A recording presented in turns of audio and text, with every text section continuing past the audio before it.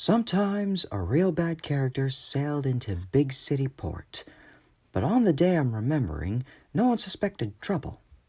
We were worrying about the high winds coming. Tug work can be difficult. Johnny Cuba had dropped anchor, waiting till he wasn't seen.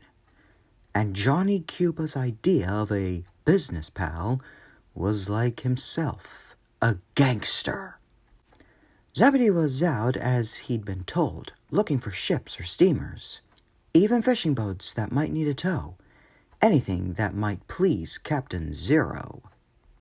The gangster told Zebedee to tow him to the old docks that haven't been used in years, where he had arranged to meet his criminal friends. Zebedee was in a terrible situation. Johnny Cuba would sink him if he didn't help him. And because of something that happened years ago between those two, he knew Captain Zero would sink him if he did. So he couldn't go and tell the captain, could he?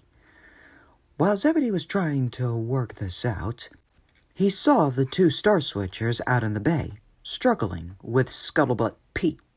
Checking all the time that no one was watching him, Zebedee kept a lookout for coal for Johnny Cuba. Out in the estuary, Zebedee was trying yet again to carry out Captain Zero's orders. It wasn't his lucky day. Zebedee had enough on his deck as it was, but he couldn't ignore someone in trouble. Docking a liner can be a hazardous business for tugs, especially with cross currents and the danger of this high wind. Usually the liner can assist, but the Princess Alice couldn't do much due to the damage to her rudder. With all their expertise and experience, the Star Tug team were finding her very difficult to keep under their control. Zoran couldn't understand Zebedee. The Z's were out to beat the Stars, not to help them beat the Z-Stacks. The gangster tried to back up, but collided with Zebedee. Just to make sure, Zebedee ran into Johnny Cuba, trapping him against the quayside. The authorities did hold Johnny Cuba, and gave official thanks to Zebedee and Hercules.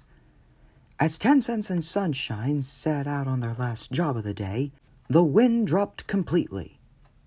After that day, things continued much as they were, but Zebedee showed that everyone must have a good streak in them somewhere.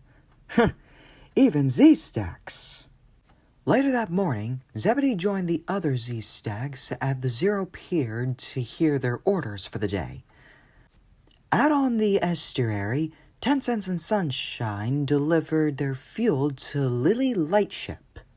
In the safety of the harbor, Warrior was towing Sally Seaplane into her hangar, as the wind was too strong for her to fly anymore that day.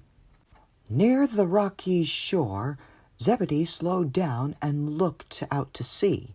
In the distance, he spotted smoke. Back at the Zero Pier, Zebedee hung his head as Captain Zero scolded down at him for helping the Star Tugs with the Princess Alice. The other Z-Stacks were also in trouble.